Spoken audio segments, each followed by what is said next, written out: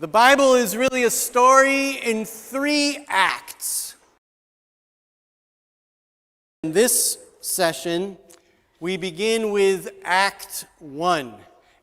A good way to start with any story is, in the beginning. We're going to go to the beginning of how it all began. And it starts with looking at our bookshelf. We're beginning with the first genre in the books that are called the Law. And the very first book of the Law is Genesis. Now, Genesis tells us really the whole story of how the universe works and how God works. It starts off, as I've already said, in the beginning, God. God is, and God creates. And there's been various interpretations and understanding of how God is and how God creates. I personally believe that God is the relationship of the persons of the Trinity. And that these, the Creator, Redeemer, and Sustainer, their relationships are the thing that brings forth life. That's my personal theological bent on that. But in the beginning, God created all things. And so you can wrap up the story of the universe with 3 words. And 3 hand motions, by the way. Thus begins what I like to call Bible calisthenics. You ready? It goes like this. I'll show you the words and then we'll see the words in a minute. You just put your pencils down. Here we go. Creation, uncreation, recreation. Do that again. You did really well. Creation, uncreation, recreation. Write those things down. Creation, uncreation, recreation. That is the story of Genesis, and I believe it is the story of all of human history. God creates because God is love. And out of love, creation happens, and life exists. But in order for love to exist, there has to be a dynamic relationship between parts, right? And in order for there to be the potential of love, there has to be the potential for hate. And in order for there to be a physical universe where physical love can be expressed, there has to be the potential for physical pain to be expressed as well. God creates because God is love. And the loving thing that God creates often and almost always uncreates the beautiful creation that God has created. And yet God is love and God is creation and creator, and so God recreates. And then we uncreate, and then God recreates, and then we uncreate, and then God recreates. That's true of your life. God creates you, and then you uncreate yourself. But God loves you and God recreates you. And it's this dance of pain and promise. And it's the story of the universe. And it's the story that we see in Genesis. And so let me tell you the whole story of Genesis. Are you ready? Put your pencils down. We're just going to do the story. Genesis goes like this. There are 2 parts to Genesis. How many parts are there? 2 parts. There are 4 events and 4 people.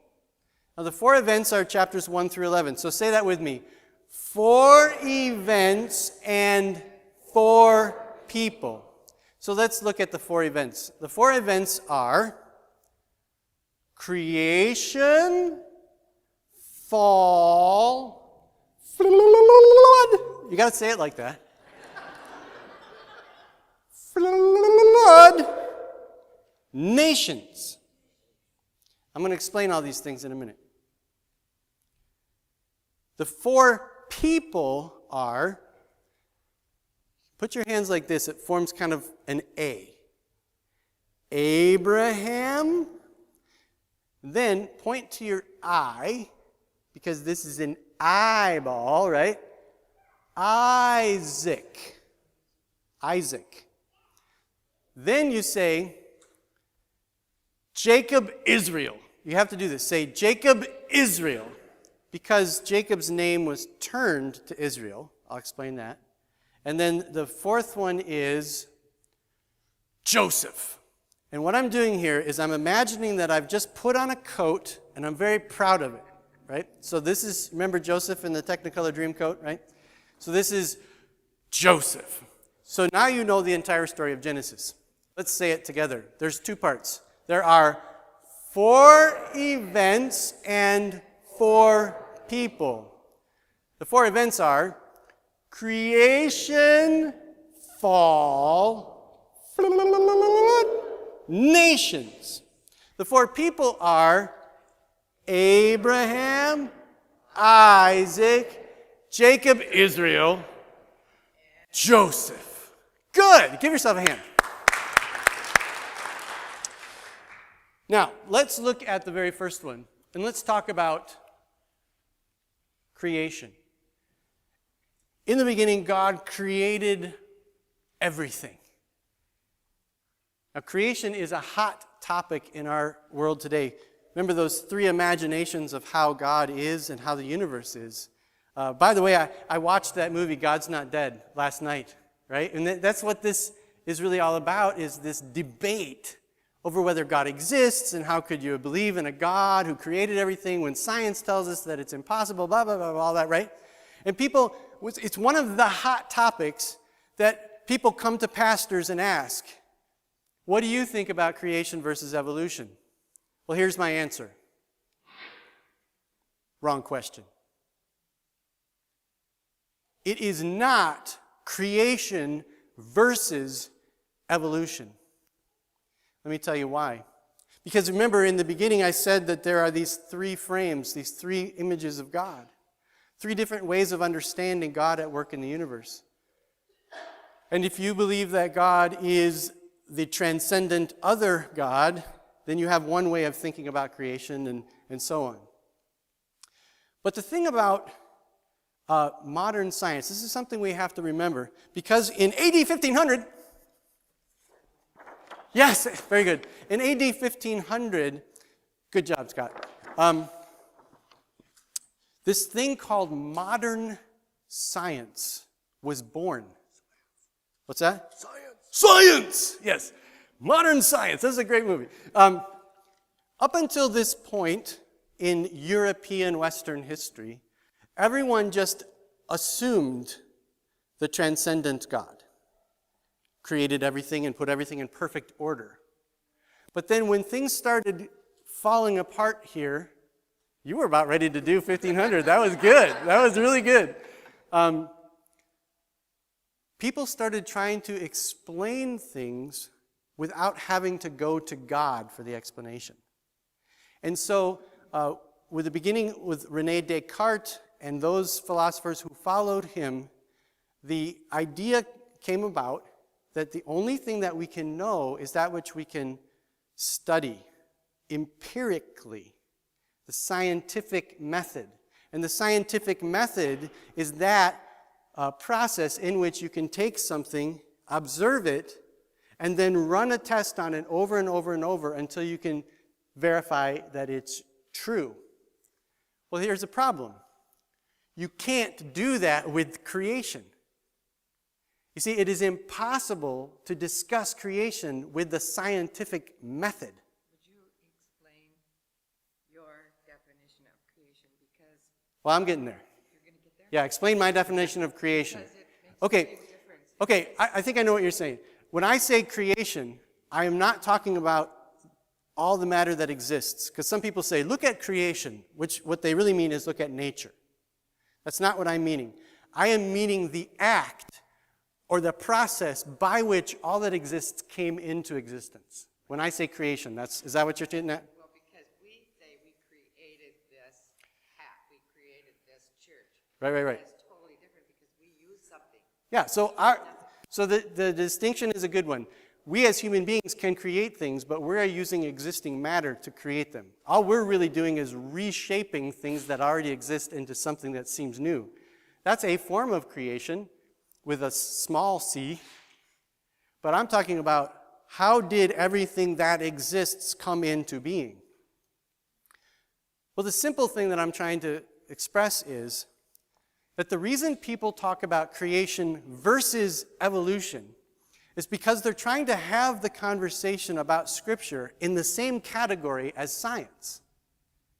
But see, science is only one way of knowing things. Science is good. I am pro-scientific method. But scientific method is limited in its ability to know things. You cannot know everything through scientific method. You can only know certain kinds of things. You can't know creation through scientific method. Now, people can theorize using mathematics and our current knowledge of physics to extrapolate to see how things came about. But we have to understand that that is a philosophical theory based upon scientific thinking today. And the other thing we have to keep in mind is that back here in 1500 BC, when Moses is talking about these things to his people, the scientific method didn't exist. So you cannot critique Moses' literature using 20th century language. You get it? So let's look more closely at the first chapter of Genesis. In the beginning, God created the heavens and the earth, and God said, "Let there be light." And there was light, and then God separated the light from the darkness, and it was morning and it was evening the first day. Right away, you should have a problem with this. Because today, what do we understand? What does a day mean today? 24 hours. But how do you mark 24 hours? The revolution of the earth as a sphere. That's how we mark a day. Morning and evening is relative to being on planet Earth with the sun, the earth rotating and the sun moving. There's no sun or earth. How can you have a day? Right? So something is different. And then God said, "Let the waters above be separated from the waters below." He didn't say, "Now I'm going to make water." He said, "Let the waters above be separated from the waters below." And it was the third day. It was morning and evening. It was the third day. And then he said, "And let the waters be separated from the dry ground." And it was morning and evening. And it was the third day. And then God said, "Let the light be filled with the sun, and let the evening be filled with the moon and the stars." And it was morning and evening. It was the third day. We might be able to get a day now, right? And then God said, "Let the waters above be filled with the flying creatures, and the waters below be filled with all of life that teems in the waters." And it was morning and evening, and it was the fifth day. And then God said, this is interesting, "Let the dry ground produce vegetation." Who created the vegetation? The dry ground, right? Let the land bring forth vegetation. And then God placed there male and female. And God said, "Let us make man in our image, male and female, He created them." Interesting. And it was morning and evening, it was the sixth day. And then God said, "Let's nap." It's been a long week. And He called it the Sabbath.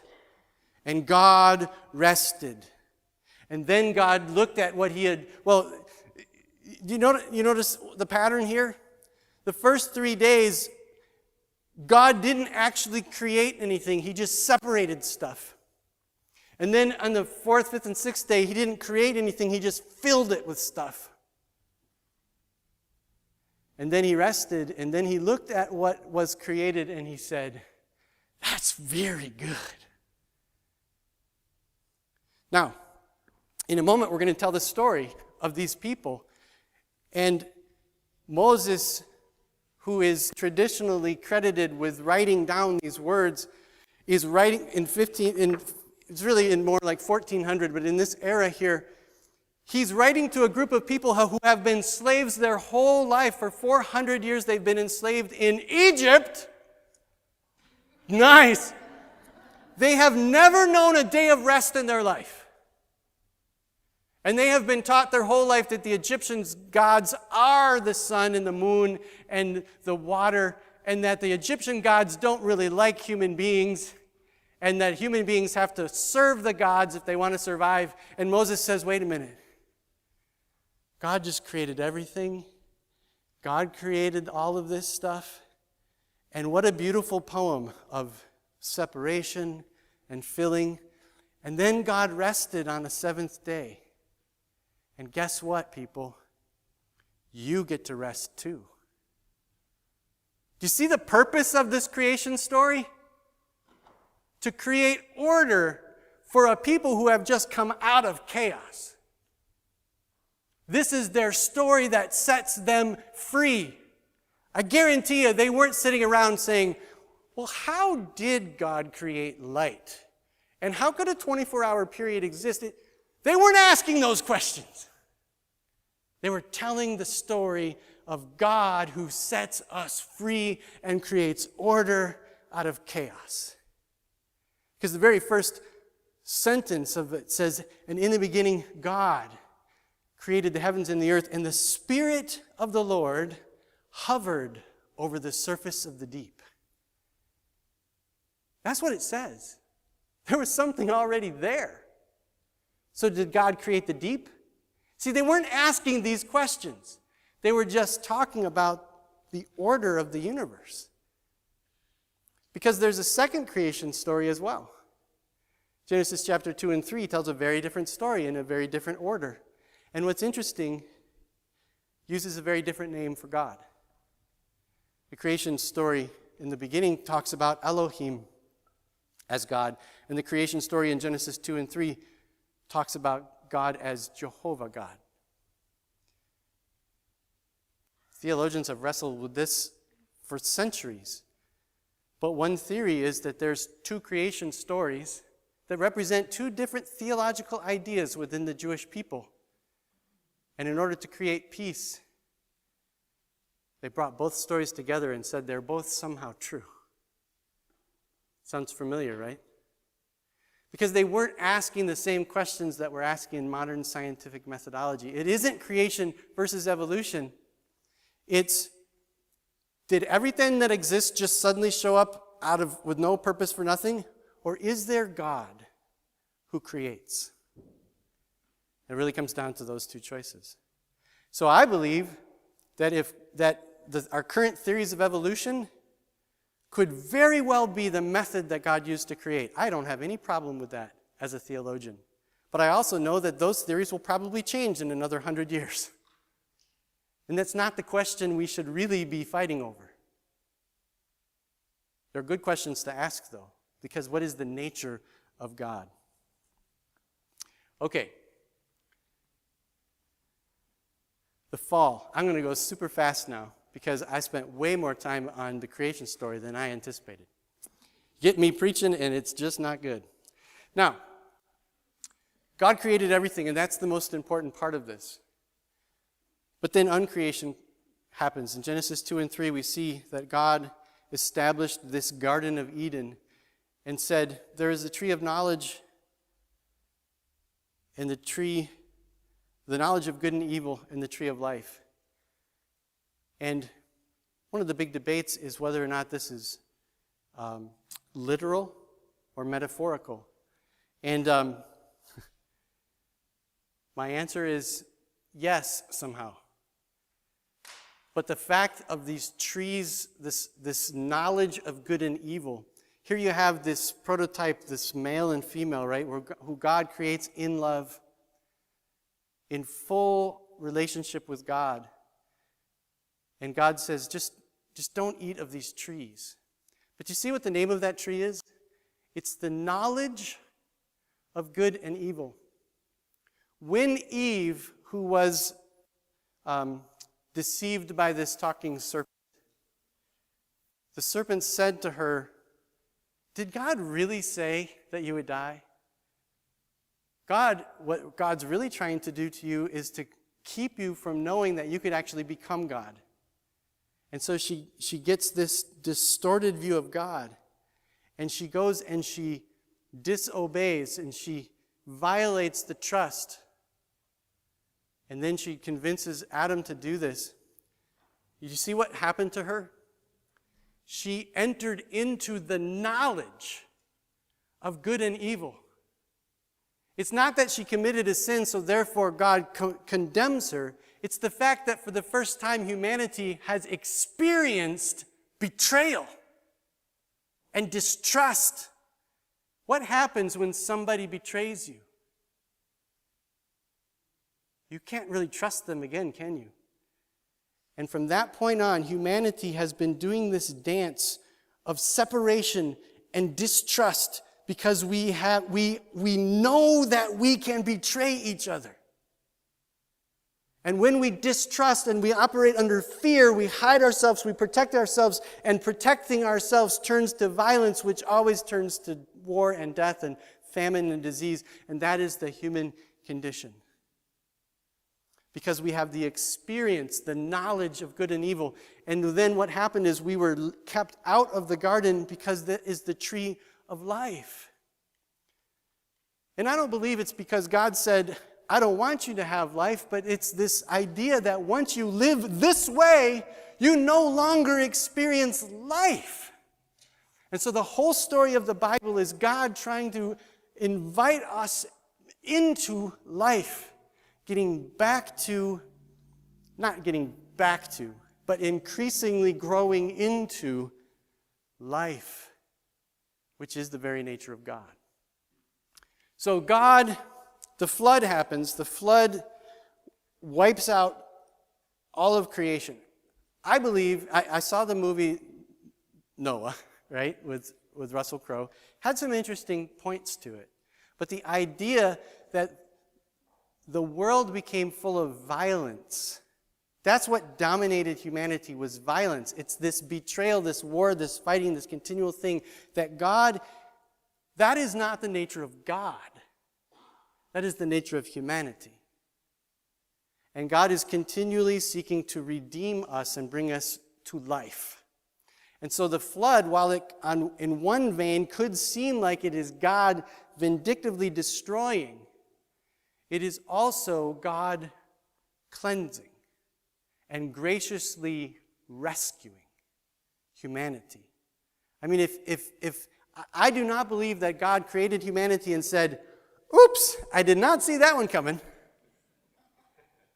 but that the very nature of God as creation, creativity, bringing forth life and creating us as physical, spiritual beings, we are continually wrestling with this, and God is continually recreating and drawing us into this promise of life.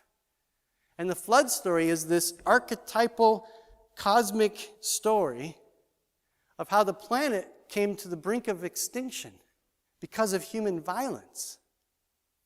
And God redeemed it and hit reset. And here we are now, millennium later, very similar to as it was in the days of Noah, right? So there's Noah and the flood. But then as soon as the flood happened, the story of Noah's family takes the very similar course.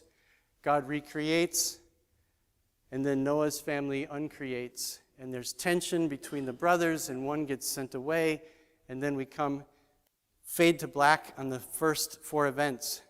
Thousands of years go by, untold numbers of years go by, and then we come to the story of the 4 people. Now, we have to come over here to tell the story of the 4 people, Because the real beginning of the story happens in Genesis chapter 12 with Abraham. Abraham was born out here there's the map right there. He was born here in this area, just north of the Persian Sea, in a place called Ur of the Chaldeans. Now, the Sumerian culture was already ancient at this point. Here's one of my big questions about the Bible. What was God doing with people before Abraham?